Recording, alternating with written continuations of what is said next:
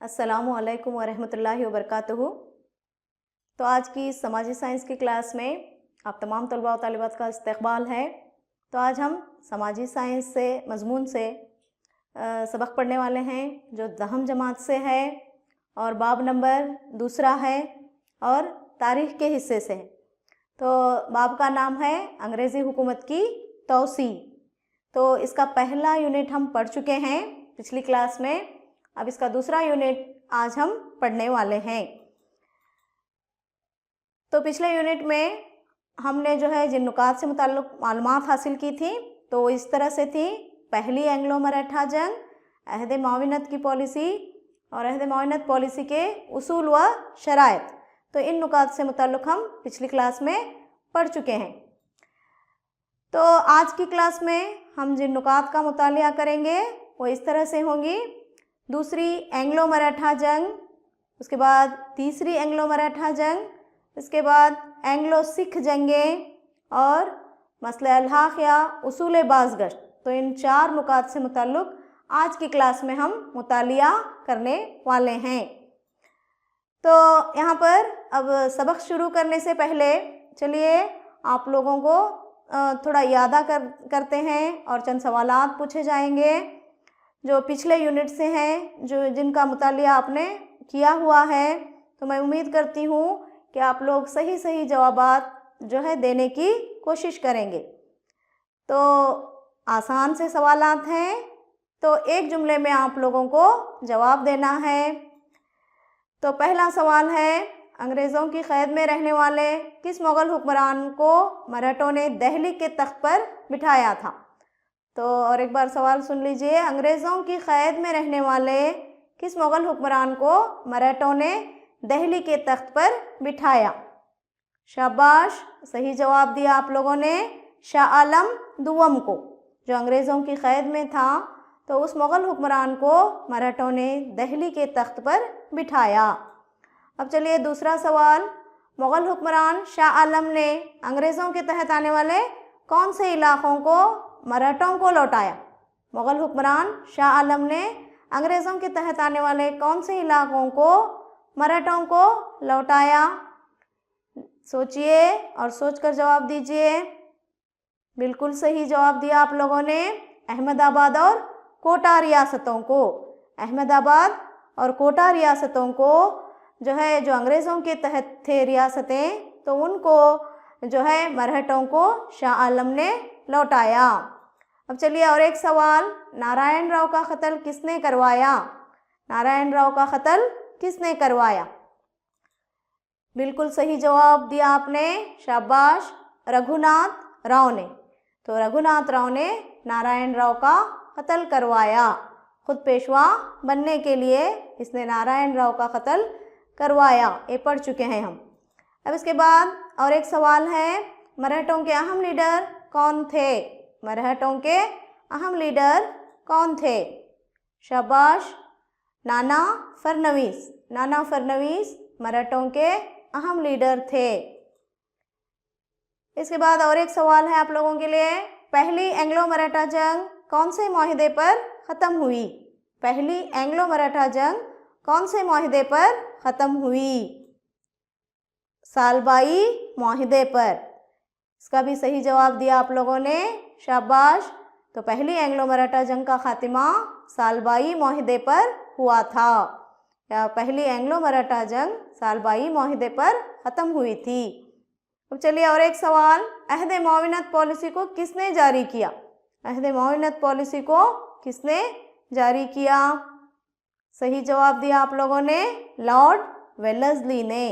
Lord Wellesley ने अहद मुआविनत policy को जारी किया। अब चलिए और एक सवाल, अहद मुआविनत को कबूल करने वाली सबसे पहली रियासत कौन सी थी? अहद मुआविनत पॉलिसी को कबूल करने वाली सबसे पहली रियासत कौन सी थी? सही जवाब दिया आप लोगों ने, हैदराबाद रियासत थी वो जिसने अहद मुआविनत पॉलिसी को सबसे पहले कबूल किया था या सबसे पहले दस्तखत किए थे। तो सही, जिन लोगों ने सही जवाब दिए उन तमाम को मैं मुबारकबाद देती हूँ। अब हमें दूसरी एंग्लो मराठा जंग से मुताल्लिक़ हमें पढ़ना है। तो यहाँ आपके स्क्रीन पर आप देख सकते हैं दूसरी एंग्लो मराठा जंग का नज़ारा है ये। तो अब ये इस जंग के वजूहात क्या थे और क्या असरात हुए, तो इससे मुताल्लिक़ आज की क्लास में हम पढ़ने वाले हैं। तो दूसरी एंग्लो मराठा जंग 1803 ईस्वी से 1805 तक ये लड़ी गई थी, 1803 से 1805 तक। तो ये मराठा सरदार जो थे, सबसे पहले हमें जानना है कि 5 अलग अलग इलाक़ों से ये हुकूमत करते थे, यानी 5 अलग अलग इलाक़ों से ये हुकूमत करते थे। तो कौन से 5 इलाक़े थे? तो पूना से जो मराठा सरदार हुकूमत करते थे तो वो पेशवा नाम के होते थे, और ग्वालियर से जो हुकूमत करते थे वो सिंधिया मराठा सरदार थे, और इंदौर से जो हुकूमत करते थे वो होलकर मराठा सरदार होते थे, और बड़ौदा से जो हुकूमत करते थे वो गायकवाड़ जो है मराठा सरदार थे, और नागपुर से जो है भोंसले नाम के मराठा सरदार हुकूमत करते थे। तो इन 5 जगहों से, 5 अलग अलग इलाक़ों से मराठा जो है सरदार हुकूमत करते थे, पूना, ग्वालियर, इंदौर, बड़ौदा और नागपुर से। और अलग अलग नाम भी थे इनके, पेशवा, सिंधिया, होलकर और गायकवाड़ और भोंसले। तो अलग अलग नामों से जो है हुकूमत अलग अलग जगहों से करते थे। और पूना से जो पेशवा हुकूमत करते थे वही इन से जो है सरबरा इनके होते थे, पेशवा के बड़े या सरबरा होते थे। अब जो है दूसरी एंग्लो मराठा जंग जो हुई, तो ये आपसी यहाँ पर मराठा सरदारों की आपसी लड़ाइयाँ ही इस जंग की वजह बने थे, क्योंकि जो है यहाँ पर एक दूसरे से लड़ाइयाँ जो है मराठा सरदार करने की वजह से यहाँ पर अंग्रेज़ों को इस जंग में शामिल होने का मौका मिला था। तो एक तरफ जो है यहाँ पर सिंधिया फ़ौज थी, तो एक तरफ जो है होलकर फ़ौज थी, और दूसरी तरफ जो है पेशवा की फ़ौज थी। तो सिंधिया फ़ौज ने जो है यहाँ पर होलकर फ़ौज ने सिंधिया और पेशवा की फ़ौज को 1802 ईस्वी में शिकस्त दी थी। तो शिकस्त देने के बाद पेशवा ने जो है 1802 ईस्वी में अहद मुआविनत पॉलिसी पर दस्तखत कर दिए, यानी अंग्रेज़ों के अहद मुआविनत पॉलिसी जो थी उस पर पेशवा बाजीराव दुआम ने जो है दस्तखत किए। तो अब जो है यहाँ पर अंग्रेज़ों को एक सुनहरी मौका हाथ लगा यहाँ पर मरहटों के सियासी मामलात में दाखिल होने का। तो वेलेस्ली जो उस वक्त गवर्नर था, तो मराठों के अंदरूनी हालात में शामिल होने का मौका इसे मिला। तो और पेशवा ने जो बेसिन मुआहदे पर दस्तखत करते हुए अहद मुआविनत पॉलिसी को कबूल किया था, तो उसकी पेशवा की मानी हुई अहद मुआविनत पॉलिसी की मुखालिफत करते हुए होलकर, भोंसले, सिंधिया और दीगर मरहटों ने एक इत्तेहाद कायम किया, यानी पेशवा जो अहद मुआविनत पॉलिसी को अपनाया था तो उसके ख़िलाफ़ थे दूसरे मराठा सरदार। तो होलकर, भोंसले और सिंधिया मराठा सरदार, तो उन्होंने जो है एक इत्तेहाद को क़ायम किया, और 1803 से 1805 तक जो है यहाँ पर जो जंग हुई तो वही जो है दूसरी एंग्लो मराठा जंग कहलाई।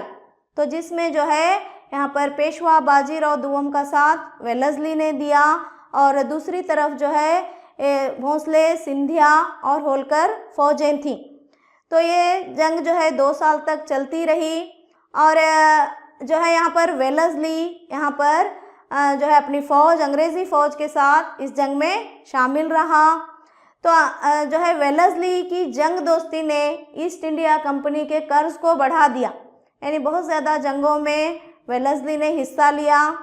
तो जिसकी वजह से इसकी जंग की दोस्ती ने कंपनी, ईस्ट इंडिया कंपनी के कर्ज को बढ़ा दिया था, जिसकी वजह से इसके ख़िलाफ़ जो है कई एतराज़ात जो है होने लगे। तो जिसकी वजह से वेलेस्ली को जो है इस्तीफ़ा देकर अपने वतन को वापस लौटना पड़ा, यानी इसे इंग्लैंड को बुला लिया गया। तो इस्तीफ़ा देकर ये अपने वतन वापस लौट गया। तो जिसकी वजह से चंद दिनों तक जो है इस इलाक़े में आर्जी अमन, टेम्पररी तौर पर आर्जी तौर पर लॉर्ड वेलेस्ली को मराठों के अंदरूनी हालात में शामिल होने का मौका मिला जब पेशवा बाजीराव दुवम ने अहद माविनत पर दस्तखत किए। तो पेशवा की मानी हुई अहद माविनत पॉलिसी की मुखालिफत करते हुए होलकर, भोंसले और सिंधिया और दीगर मराठों ने एक इत्तेहाद कायम किया और 1803 से 1805 तक अंग्रेज़ों और मराठों के दरमियान जो जंग हुई तो वही दूसरी एंग्लो मराठा जंग थी ये। तो इस जंग में जो है वेलेस्ली ने हिस्सा लिया अपनी फ़ौज के साथ और वेलेस्ली ने कई जंगों में हिस्सा लेने की वजह से जो है ईस्ट इंडिया कंपनी के कर्ज़ को बढ़ा दिया, जिसकी वजह से वेलेस्ली के ख़िलाफ़ कई एतराज़ात मिले इसको, जिसकी वजह से वेलेस्ली को इस्तीफ़ा देना पड़ा और अपने मुल्क को वापस लौटना पड़ा। तो इसे जो है वापस अंग्रेज़ों ने इंग्लैंड को वापस बुला लिया। तो जिसका नतीजा ये हुआ कि हमारे हिंदुस्तान में आर्जी तौर पर अमन कायम हुआ।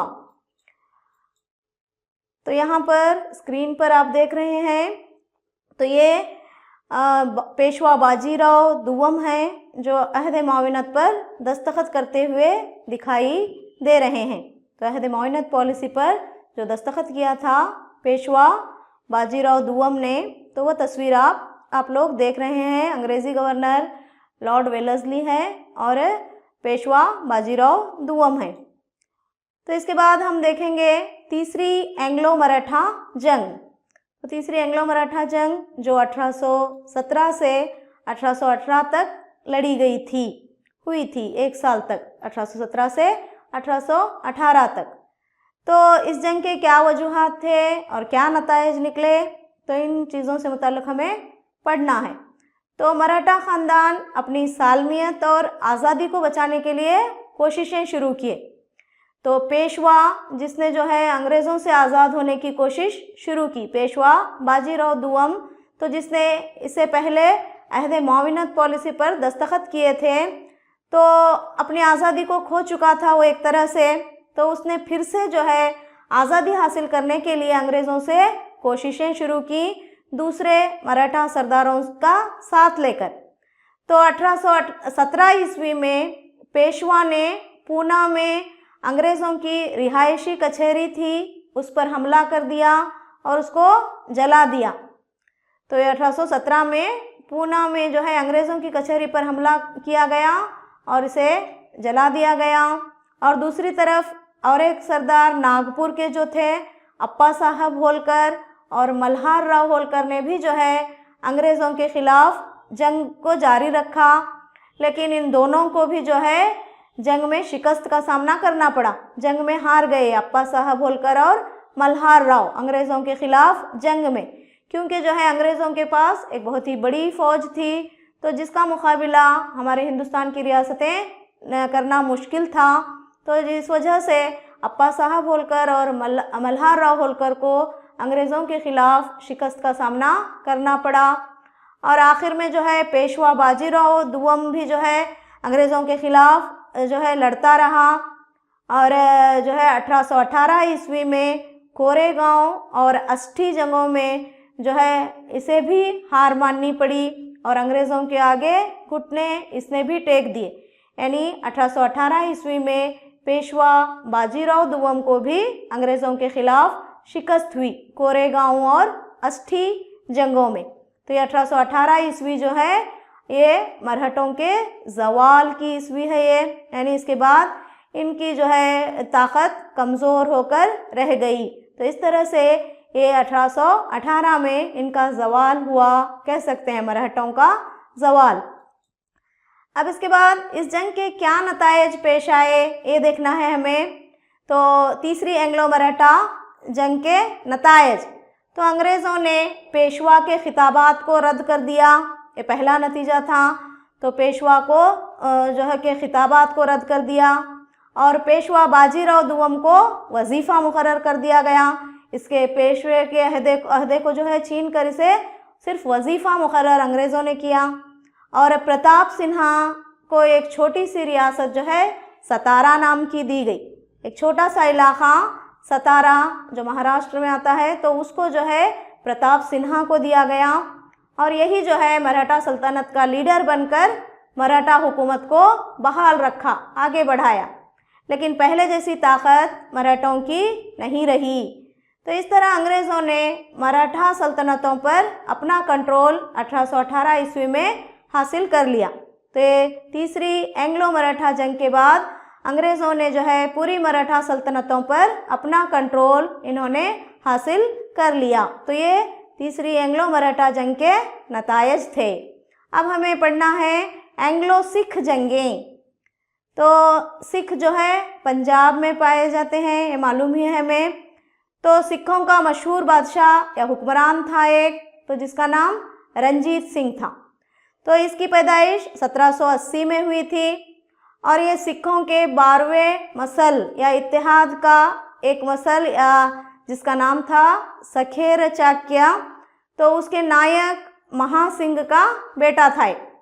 और 10वें साल में ही, जब ये 10 साल का था रंजीत सिंह, तो इसके बाप का इंतकाल हो गया था।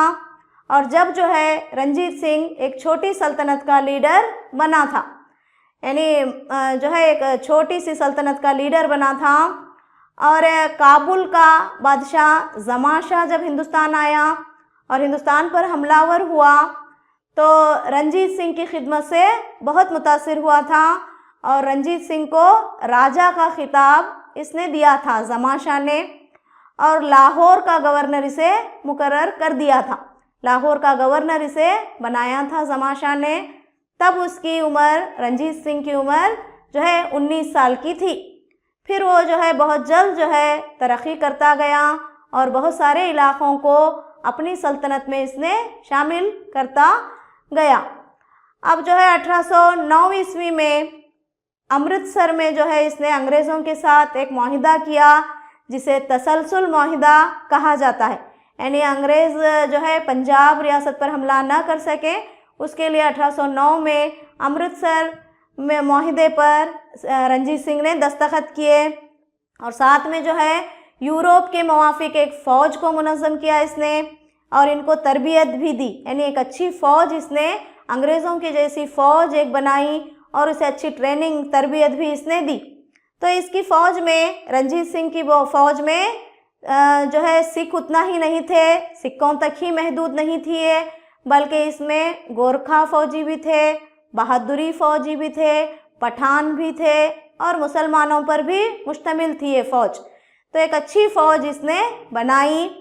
तो ये रंजीत सिंह की फ़ौज जो है एक बेहतरीन और मशहूर फ़ौज उस वक्त मानी जाती थी और ये सेक्युलर जज्बा रखने वाला बादशाह था ये, यानी तमाम मज़ाहिब को एक सा नज़र से देखने वाला बादशाह था, क्योंकि जो है इसके इलाक़े में सिर्फ सिख गुरु ही नहीं थे बल्कि जो है हिंदू और मुसलमान उल्मा को भी जो है इसने पनाह दे रखी थी और इनकी ज़रूरियात को भी ये पूरा करता था।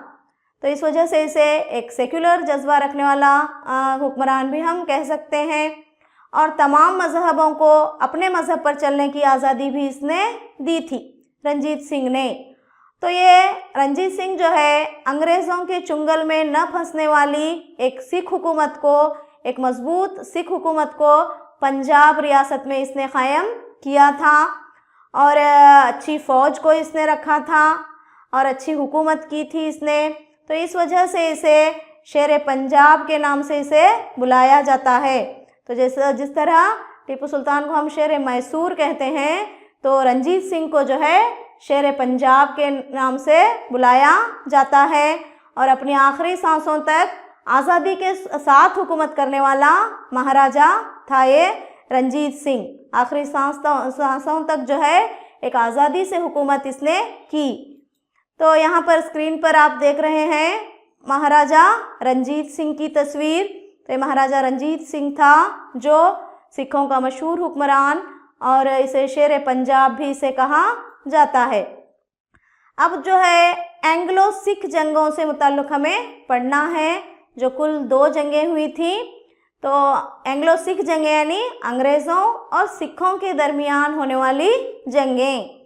तो इसमें से पहली एंग्लो सिख जंग तो 1839 ईस्वी में रंजीत सिंह की जब मौत हुई तो रंजीत सिंह की मौत के बाद पंजाब में सियासी तज़ाद पैदा हुआ, यानी यहाँ पर झगड़े फसादात शुरू हुए रंजीत सिंह की मौत के बाद।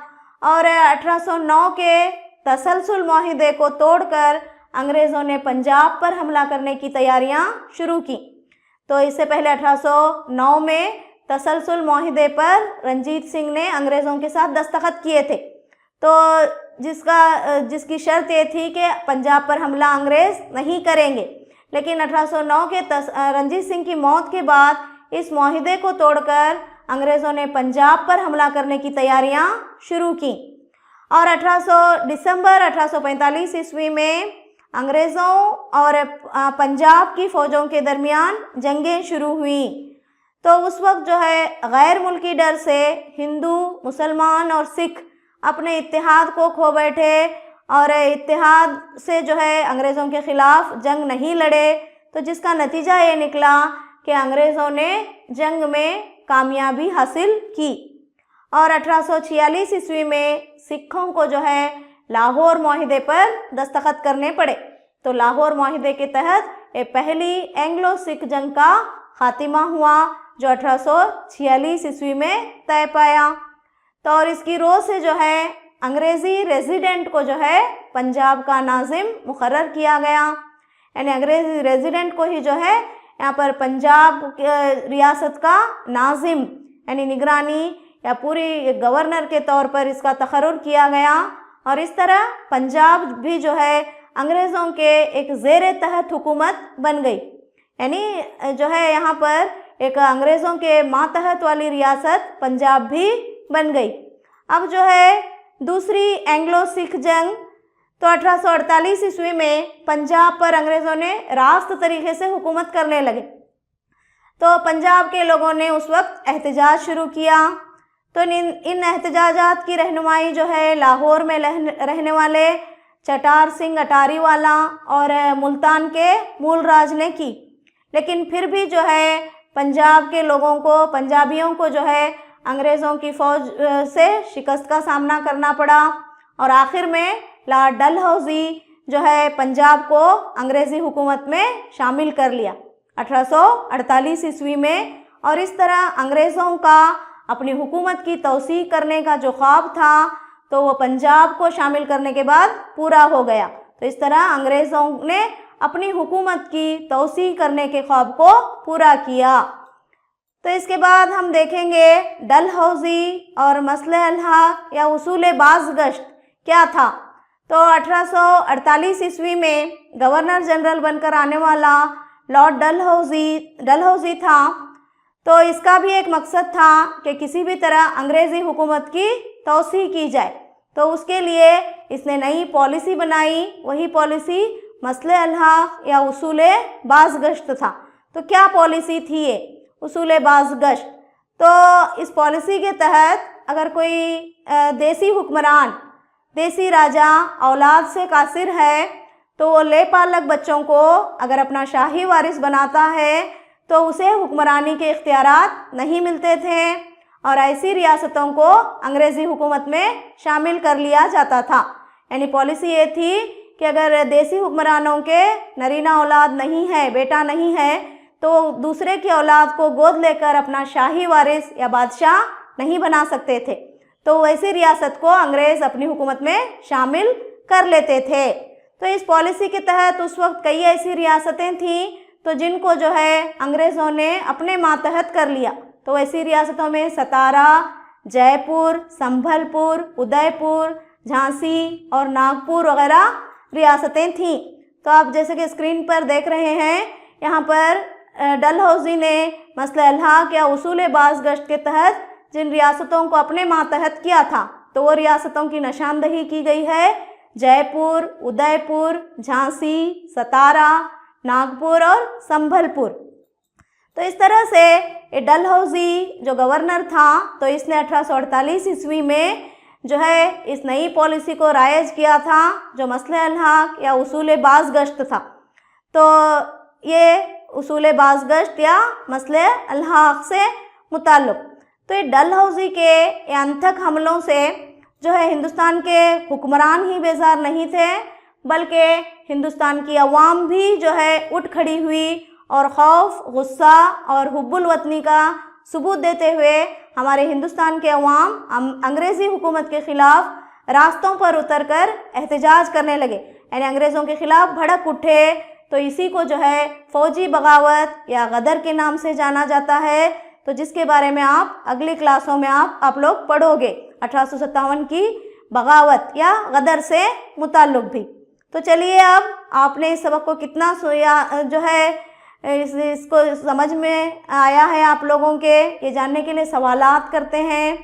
तो एक जुमले में या एक लफ्ज़ में जवाब दीजिए। तो पहला सवाल है, पेशवा ने अंग्रेज़ों से किस मुआहिदे के तहत अहद मुआविनत कबूल किया था? शाबाश, मुआहिदा बेसिन के तहत। पेशवा ने अंग्रेज़ों के मुआहिदा बेसिन के तहत अहद मुआविनत को कबूल किया था। अब दूसरा सवाल है, मराठों का ज़वाल कौन सी ईस्वी में हुआ? मराठों का ज़वाल कौन सी ईस्वी में हुआ? बिल्कुल सही, शाबाश, 1818 ईस्वी में मराठों का ज़वाल हुआ, यानी पूरी तरह से मराठा सल्तनतें जो है कमज़ोर पड़ गईं 1818 के बाद। अब तीसरा सवाल है, शेर पंजाब किस हुक्मरान को कहा जाता है?